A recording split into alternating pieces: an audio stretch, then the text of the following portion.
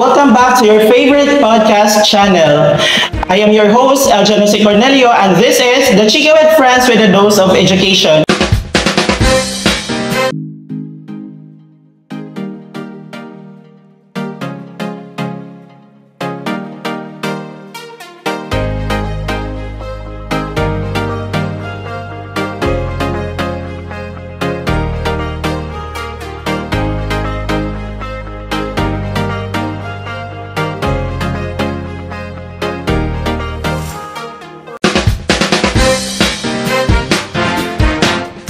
So in the last episode of our podcast, we talk about the fiber optic installation and the Site 55. So for that, mag-recap sa ta. So unsa man jud ang fiber optic installation or fiber optic cable. So fiber optic cable or optical fiber technology provides a higher capacity data transfer, enabling the facilitation of video content on networks. So last episode, after nag-air ang last episode, we posted a hashtag on Twitter for our listeners to drop down their questions regarding our last topic, which is the fiber optic cable and the Site 55. So for today, we'll be answering those questions, but I will not be alone answering those questions because we will be joined by a guest who is an expert, an ICT expert, specifically on the fiber optic installation. So our today's guest is a talented ICT graduate who already established her name in the industry. She is currently working on a tech construction company. She is none other than Miss Regine Balustre. Hi, Miss Reg! Kumusta? Okay na, ikaw Miss Reg, kamusta? Yes, I am doing fine. And I'm so grateful to be part of this podcast in this channel, Chika with Friends in a Dose of Education. And I am excited to answer those questions. Okay, so welcome diri sa Chika with Friends with a Dose of Education. Mag-chika-chika ta hangtod, wala na tayo machika. Ganahan ka? I will do my best. Okay, so dili na ito maglangan-langan, Miss Reg, no? Yes. Kay daghan yung kaayo nga mga questions ang ato ang mga listeners last episode. So, ang atong first question is, ang nangutana ay si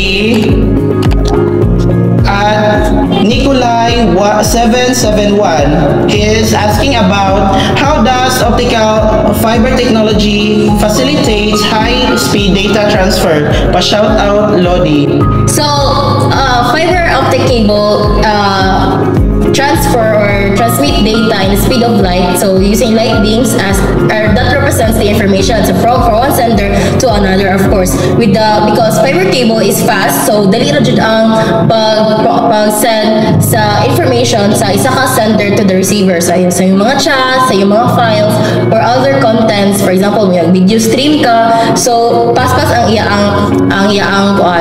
dagan sa internet because of fiber cable technology.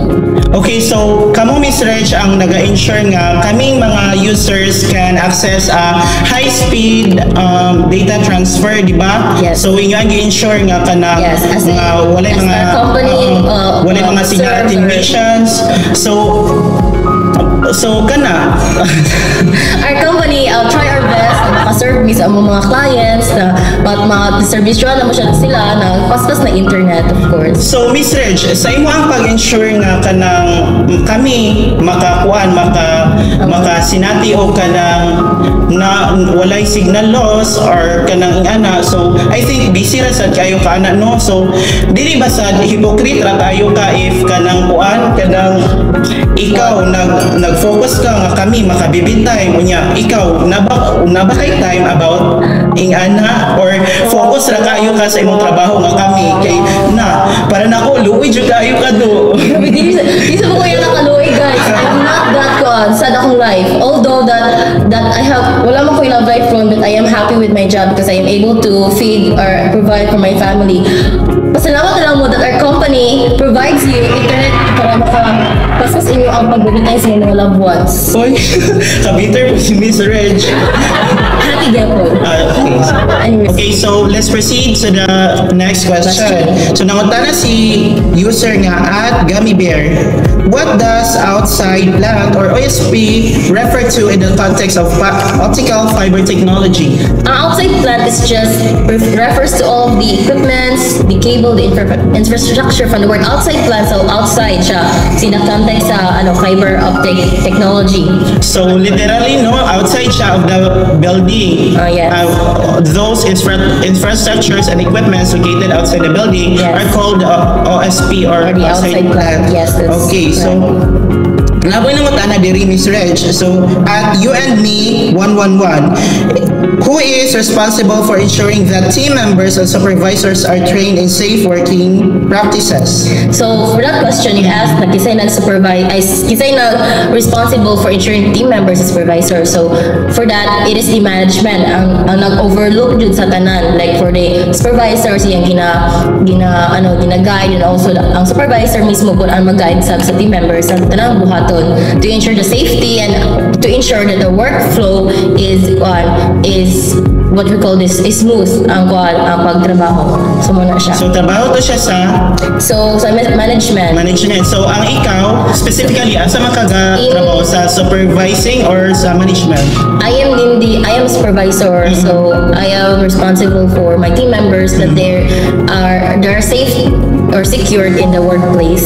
So your job is to ensure the safety of your constituents, right? Yes. So ikaw, kinsa mo kwanta mo gawas na gawin sa topic, ikaw, how about you? Kinsa may nagay nag-care about sa imong safety or mga ingana? So hot seat. So I am lucky for this job. Actually, I'm so blessed, but I am not lucky in love. So I'm hoping sooner na mag-care sa ako. Okay, so kita ta naman jud no, happy yun ta sa ato ang job. Dapat gud ma-happy yun ta sa ato ang job. Yes. Pero mas nice man gud nga naapoy nag-care about sa ato in order for para na ako kay dili ko makontento og kuan. Ingana lang. Sooner Eljan, sooner. Sige. Okay, so dili ra ta maglangalangan mo proceed sa laing questions. Okay, so naay nang tara po diri Miss Reg si mura connected yun ni last sa imong last question. Last question. Si Matamis Magmahal. What are the PPEs used in installing fiber cable and what is the purpose of personal protective equipments in fiber cable preparation? Of course, from the word itself, personal protective equipment. So, ginagamit siya for protection of the workers. Of course, sa site na gitrabuhan nila, di dyan makalihan, there are hazard and risks na or accidents that may happen. So the use of PPE, for example, the hard hat for the head protection, the gloves, the long trouser to cover your skin, and the high visibility vest for para ma-secure ang safety sa mga workers. Of course, ato i-value tong workers because without them, dili successful ang among company. So that is the significance of PPE.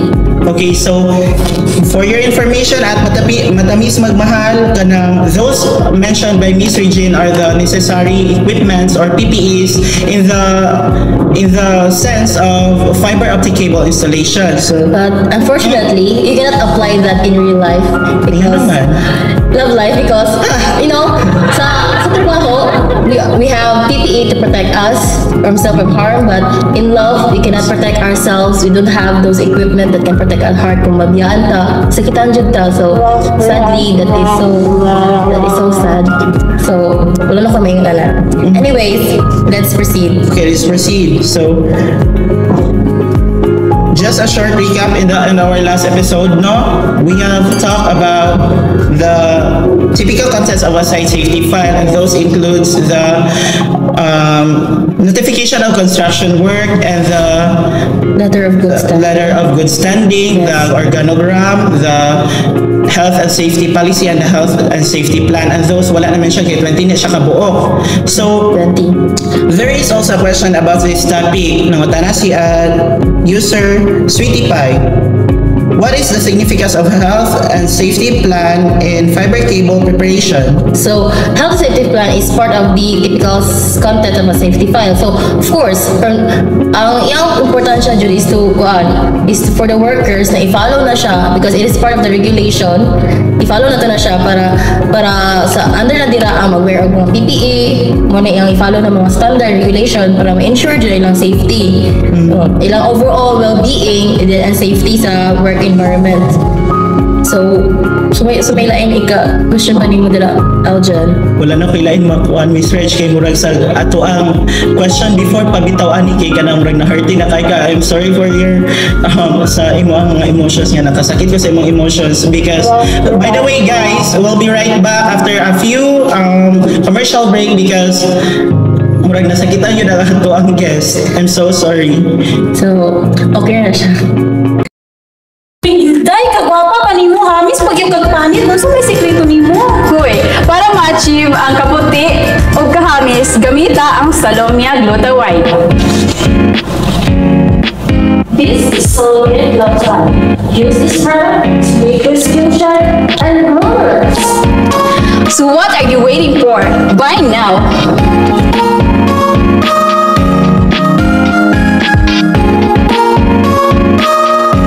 We are now back here in the Chika with Friends with a dose of education. Mag-proceed sa sunod question. Nain ang utana diri si Guapa 117. Why is waste management important in the fiber cable processes? Of course, sa fiber cable process installation, na yung mga ways na after the installation na yung mga extra cables, extra wires, and other etc. na mga ways na ato ang need i-dispose, properly dispose. So, muna siya ang important sa waste management plan so that those mga waste is hindi siya maka-affect badly sa to environment. So, kailangan siya na to i-proper disposal sa mga waste para dili siya of course if may issue pa lang ta na ang atong company is damak and don't have empathy sa atong environment, auto siya appreciation sa environment. So we need waste management plan for that.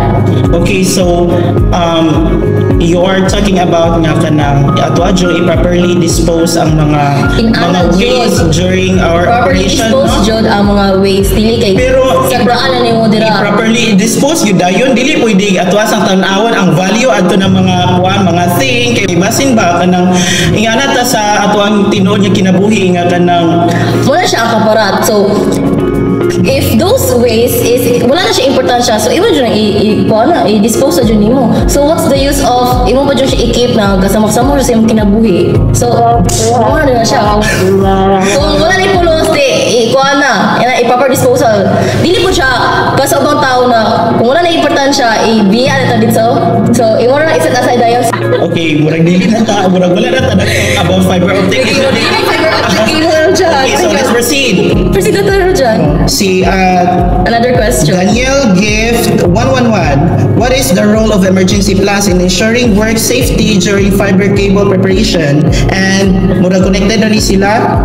So sa emergency plan, under na dira ang mga list of mga contact numbers, mga emergency numbers for the person na makontak na to sa itong mga workers. For example, if there's emergency and ay may tabo sa itong mga workers, di na siya makalikayan everyone. So of course, we need a contact na atong ma-aware ng family that something happened to them.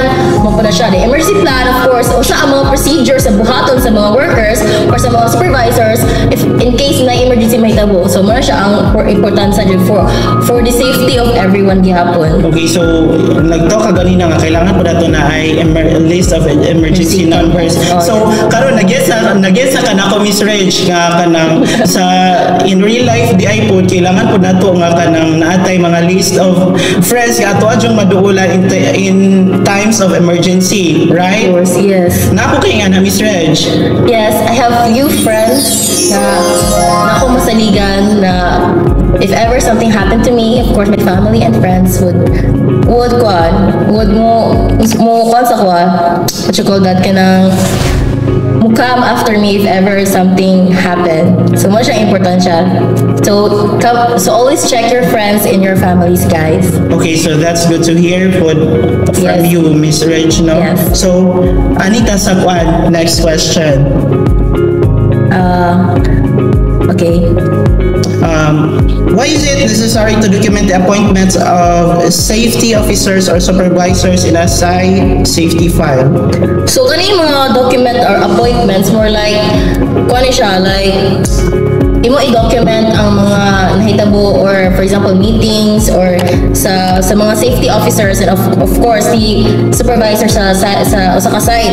So necessary siya i-document for example for future purposes need mo og preferences on what to solve that mga problem kasi mo to ensure that responsible individuals of course if i-oversee na siya sa management na ang mga individuals is ma-ensure na to na ilang gibuhat ilang part jud in overseeing or guiding or what you call this kanang ang safety protocols bitaw is na kuan jud nila na buhat bitaw jud nila sa mga supervisors sa mga safety officers mo na siya importansya niya documenting the appointments. Murag sa ang imong trabaho mo ikuan no? Imo ang trabaho? More like trabaho na siya sa sa mga safety officers or like sa supervisors yes mismo jud na siya. Oo. So karon nakita na ako nga murag sorry. Pero sa safety yung sa safety sa lain yung ka most concerned. So, anyways, mag-proceed na lang ta sa laing question. That's my job. This will be our last question and hopefully dili na kabasakit na aning na question. Anyways. So nakatana si at Mythic user 001. So, what is the purpose of conducting safety audits and fiber cable preparation? Safety audit. So, safety audits is just a, you regularly assess if there are mga lapses sa environment or sa site. Mara siya ang kuan. Important siya dyan na. So, you identify areas if there are areas for improvement na atong i-need na ikuan. Tagano to concern and ensure na ang safety standards and regulations are met. Mara siya the purpose of conducting mga audits sa site. Okay, so I think kanang sa ato akong sarili kailangan pud guro na to mag self audit kung nabatay kuan kung nakapasakit ba tag tao I'm not dili na ko intention nga masa na ikaw Mr. Cha I'm not saying nga na kay sayo but maybe kailangan pud ato na siya to ang sarili nga kanang kuan kay aron nga dili ta makapasakit og tawo kay self improvement also. Kay kadugayan bitaw kay kita ra gyapon masakitan ana. So we need of course self audit para ma-improve itong self in case na of course not all of us are perfect. Natin mga mistakes na may mabuhat so we need to self-improve. Wow, thank you so much, Mr. Gian, and congratulations. You truly answered our questions. Yes, thank you guys because those questions kay makatubag jud ko kay naman ko experience sa then I am glad that I am able to share my knowledge on that topic and that lesson. I hope na daghan mo nakatunan for today's episode. And thank you Elgin for having me. For my friend Elgin here na iya jud kong guest para for this episode. Thank you so much Elgin. Wala kay pa ano di ba? Pan and chicken juice. Wala jud. Anyway, thank you so much Elgin. Well, this ends our podcast. I hope our listeners enjoyed and stay tuned for more exciting episodes of Diri Lang sa #1 podcast, ang Chika with Friends with a Dose of Education.